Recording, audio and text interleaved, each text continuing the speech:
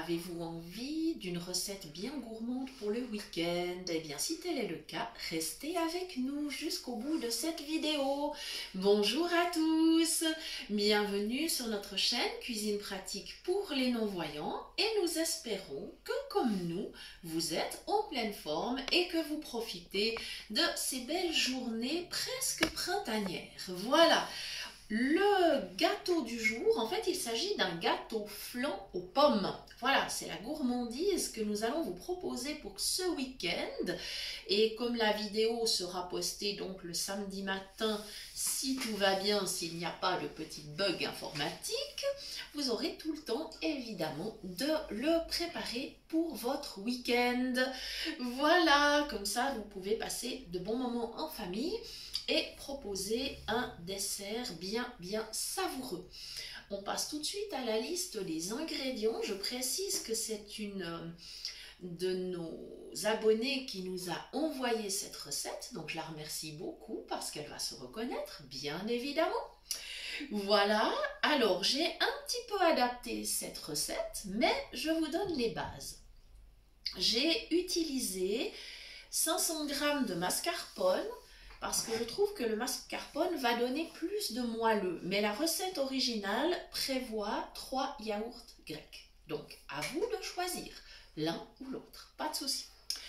100 g de sucre, la petite pincée de sel, un sachet de sucre vanillé, de la cannelle, 4 œufs et 70 g de maïzena, qu'on appelle aussi fécule de maïs. Voilà. Voilà, 70 g ou bien sûr 70 g si vous habitez en Suisse ou en Belgique. Voilà, j'ai déjà commencé. Puis bien sûr, alors des pommes. Oh bah évidemment, pas oublier les pommes quand même. Alors, la recette prévoit 4 pommes du type Gala. Mon mari a eu la chance de trouver des belles pommes Boskop, qui sont des pommes qui fondent merveilleusement bien. Et comme elles sont plutôt grandes, j'en ai lavé 2 et je verrai après si j'ai besoin d'en rajouter. Voilà, tout simplement. Alors, dans mon saladier, j'ai déjà pris un petit peu d'avance. Il y a la pincée de sel, le mascarpone, le sucre vanillé, la cannelle. Voilà, donc j'ai commencé, je vais déjà mélanger ceci. Voilà, on peut aussi tout à la fin faire fondre 3 cuillères à soupe de confiture. Vous pouvez même, si vous êtes très gourmand, ajouter une petite goutte de kirsch ou de rhum et vous pourrez napper votre flan gâteau avec ça. Ça sera absolument délicieux. Voilà, alors mon mascarpone, ouais, il se mélange plutôt bien, je dirais. Voilà. Alors évidemment, si vous choisissez le yaourt grec, ça sera plus facile parce que il sera moins épais hein, quand même. Voilà. Mais c'est vrai que le mascarpone, c'est très gourmand. Et comme en fait, ce flan gâteau ne contenait pas de beurre dans la recette de base, je me suis dit, eh bien, le mascarpone lui apportera vraiment le moelleux nécessaire. Alors, évidemment, le yaourt grec, c'est quand même aussi bien consistant, puisque c'est un yaourt qui est ensuite égoutté une seconde fois pour justement ne garder que l'onctuosité. Voilà, j'ajoute mes 4 œufs. Voilà. Et le mascarpone, par contre, c'est quelque chose que vous pouvez préparer aussi vous-même chez vous, si vous ne le trouvez pas dans le commerce, par exemple. Voilà, par exemple, à côté de chez nous, on a une petite épicerie. Alors évidemment, ils n'ont pas tout, hein, c'est évident, un petit magasin ne peut pas tout avoir. Mais là, par contre, le mascarpone, on l'avait trouvé, mais pour dire, on peut tout à fait faire soi-même son mascarpone de façon extrêmement simple. Il suffit de prendre de la crème.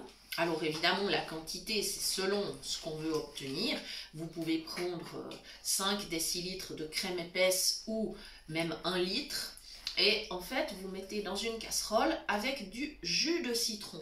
Alors, ce qui va se passer, bien évidemment, quand vous allez mettre chauffer, c'est que ça va trancher. Évidemment, hein, la crème et le jus de citron, ça tranche. Alors, clairement, ce que vous faites après, quand ça a tranché, vous laissez refroidir et vous mettez à égoutter dans une passoire que vous garnissez d'un linge ou d'une toile, enfin quelque chose qui laisse passer le liquide, mais qui va permettre de retenir en fait la partie la plus épaisse. Et votre mascarpone, eh bien, il est prêt. Voilà, c'est tout simple. Hein. Parfois, on pense que c'est difficile, mais c'est quelque chose de très simple. Hein. Donc, si vous n'avez pas trouvé le mascarpone, eh bien, vous pouvez faire comme cela. Voilà.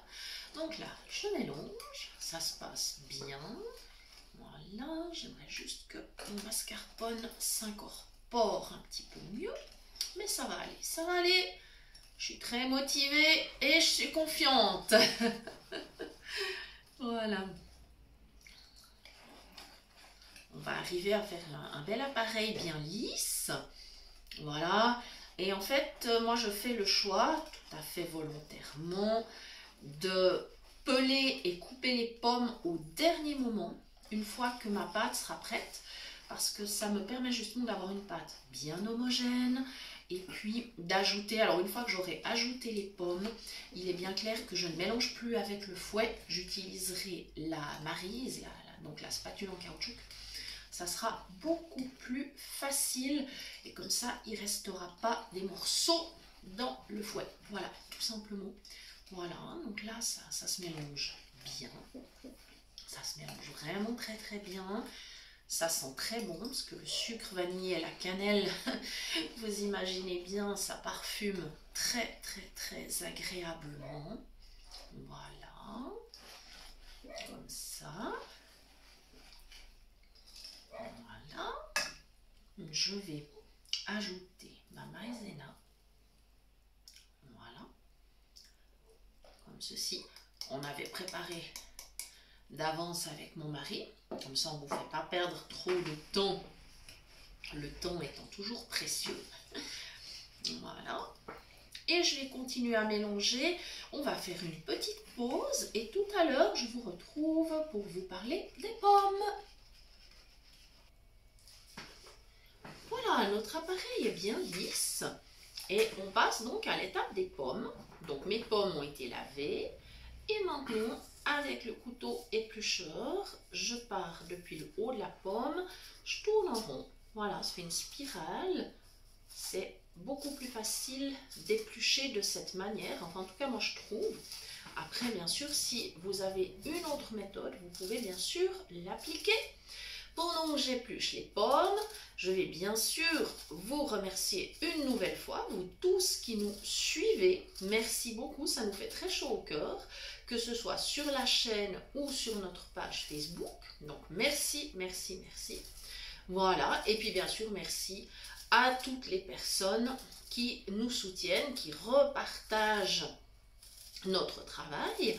Donc l'association Phoenix qui reprend nos vidéos, la bibliothèque sonore Romonde qui a référencé la chaîne, la station de radio Génération Web qui sont des gens hyper sympas, la page Cuisine du bout des doigts, tous les groupes qui nous accueillent, voilà, toutes les personnes vraiment qui repartagent. Je sais que vous repartagez aussi depuis notre page, donc merci beaucoup. Alors quand on le voit, on vient vous mettre des remerciements, on ne peut pas toujours voir, ou bien si on n'est pas directement ami avec vous, on ne peut pas les commenter sur votre profil, mais en tout cas sachez qu'on est extrêmement reconnaissant pour tous ces partages. Merci beaucoup. On vous remercie bien évidemment aussi pour les commentaires, voilà, les commentaires, les likes. Et puis on continue bien sûr sur la page avec les petits lives. On espère vraiment vous faire plaisir et surtout être utile. D'ailleurs, n'hésitez pas à venir demander si vous voulez qu'on traite un sujet en particulier, que ce soit sur la nutrition ou sur des astuces. N'hésitez pas à le demander, soit directement en publiant sur la page, soit en nous envoyant un message. Voilà, et bien sûr, il y a toujours le mail de la chaîne qui vous est accessible, cuisinepratique@mail.ch. Voilà, donc il n'y a vraiment pas de problème. Vous avez différentes manières de nous contacter et ça nous fera toujours plaisir. on essaye toujours de vous répondre dans les meilleurs délais. Voilà. Bon, maintenant mes pommes sont épluchées. Il me reste à couper une fois en deux, encore une fois en deux. Si vous préférez utiliser le vide-pomme, évidemment, c'est très possible, hein. Ça peut vous faciliter la vie. Voilà, moi j'aime bien simplement passer la lame du couteau. Je trouve que c'est hyper pratique. Voilà. Pour la cuisson, ça se passera à 180 degrés. Et comme j'ai choisi un moule à manquer, parce que c'est indiqué dans la recette, eh bien la cuisson sera plus courte que dans un moule à cake, forcément.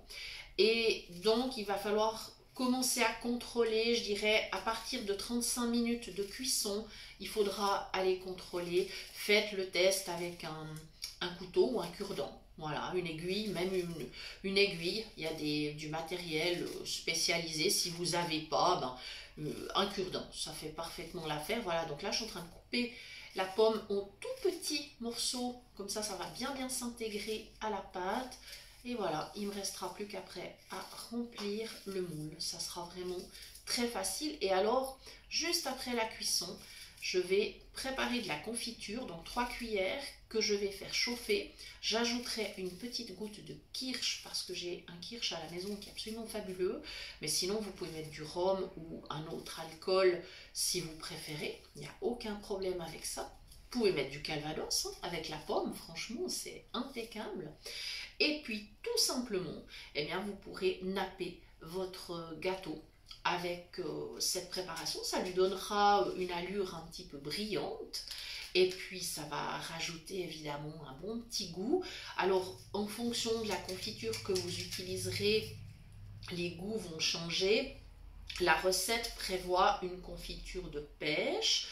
Je n'en ai pas. Moi, j'ai ma fameuse confiture de citron dont je vous avais donné la recette. D'ailleurs, je vais utiliser celle-ci. Voilà, donc il y aura un petit peu plus d'acidité, mais utilisez celle qui vous fait plaisir.